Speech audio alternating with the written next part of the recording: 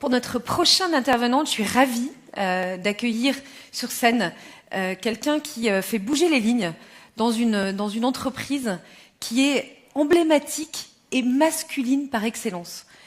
C'est Isabelle Zamit. Elle est en charge du marketing femme chez Harley-Davidson. Et voilà une marque qui a su et qui sait se réinventer pour les femmes. Et j'appelle Isabelle Zamit sur scène pour nous raconter comment elle change les mentalités dans un train d'enfer. Isabelle. Je n'ai besoin de personne en Harley-Davidson. Je ne reconnais plus personne. Delphine, je te remercie pas vraiment. Réellement, ça fait 3 ans que je m'occupe de la cible féminine pour Harley-Davidson. Et je vous assure que ça fait 3 ans que personne ne m'a épargné.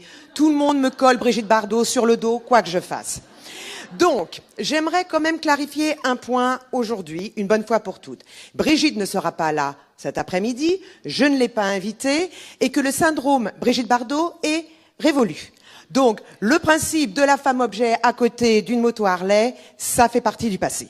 Donc voilà, vous avez entendu la petite chanson, c'est fait. Mais je pense aussi que quand on vous a dit qu'Harley-Davidson allait être là, vous pensiez avoir un beau biker.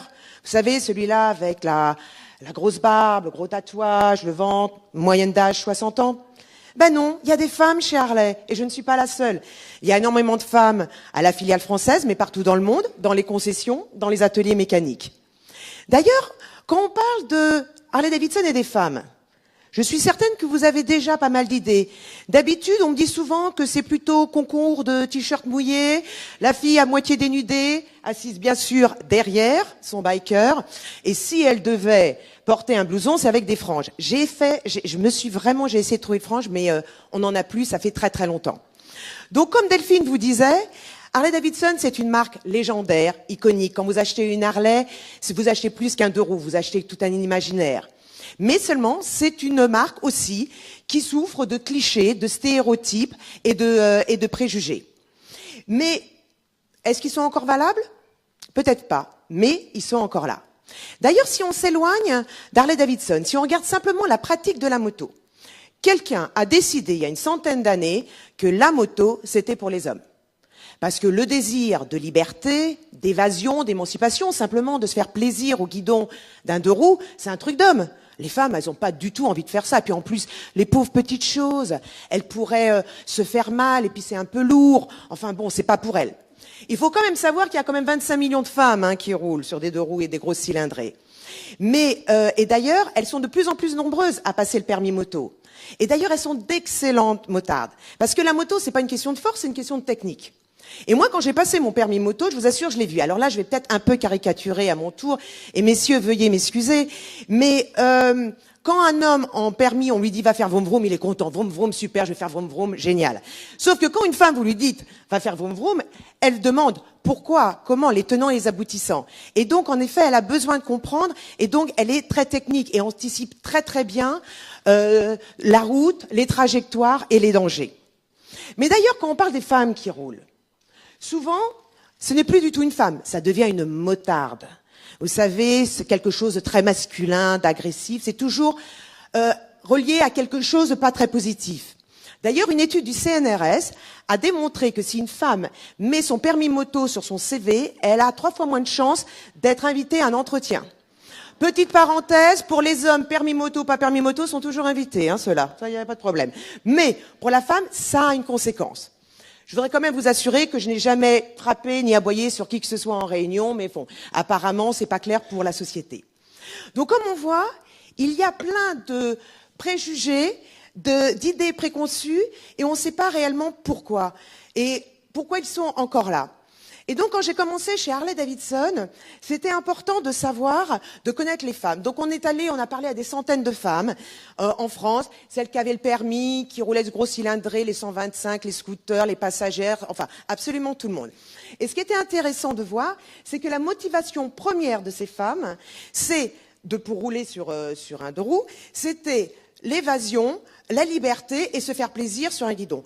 Donc, a priori, les femmes sont capables de maîtriser cet engin comme n'importe qui d'autre. 2, elles ont exactement le même type de motivation.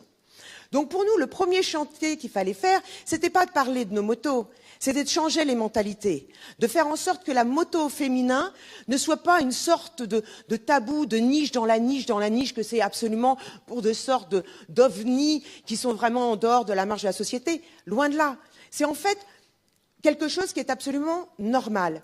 Et d'ailleurs, depuis 3 ans, je rencontre régulièrement, pratiquement tous les jours, des femmes qui ne sont pas du tout dans le monde de la moto et qui à chaque fois me disent « Isabelle, j'ai toujours voulu faire du 2 roues, mais je n'ai jamais osé. » Et pourquoi n'ont jamais osé?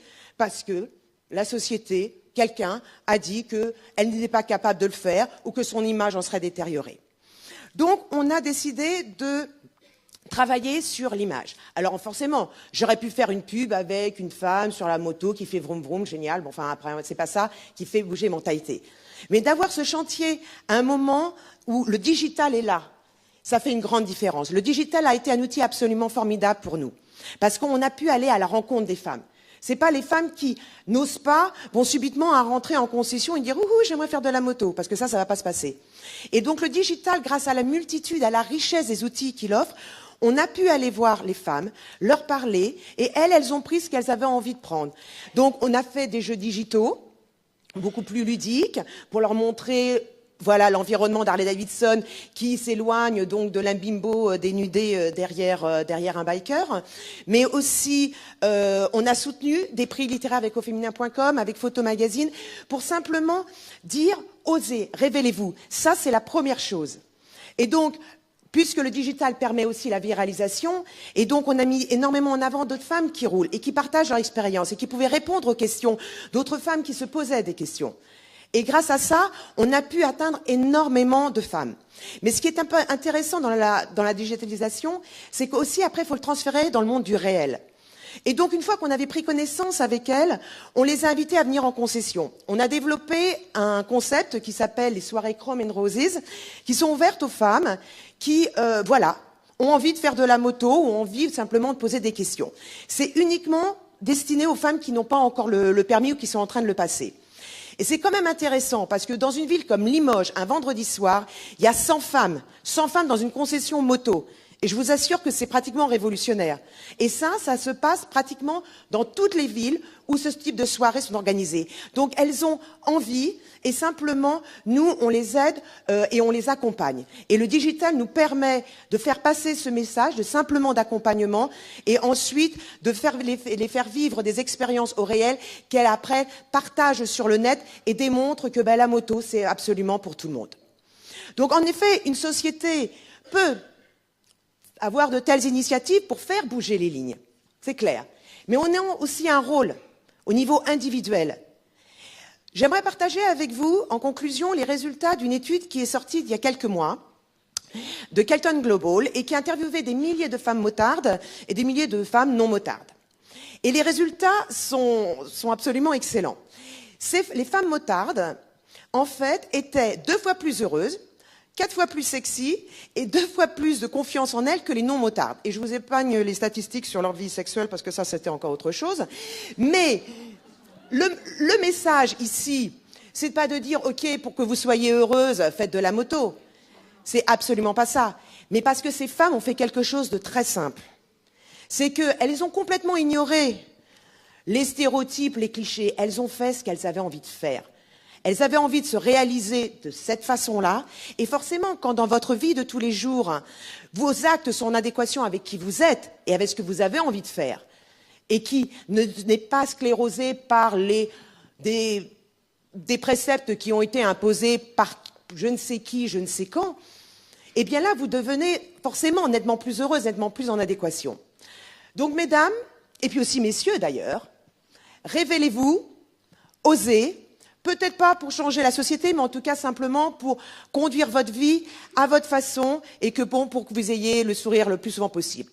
Et surtout, n'oubliez pas, quand vous êtes à 2 roues, toujours ride safe. Bonne journée.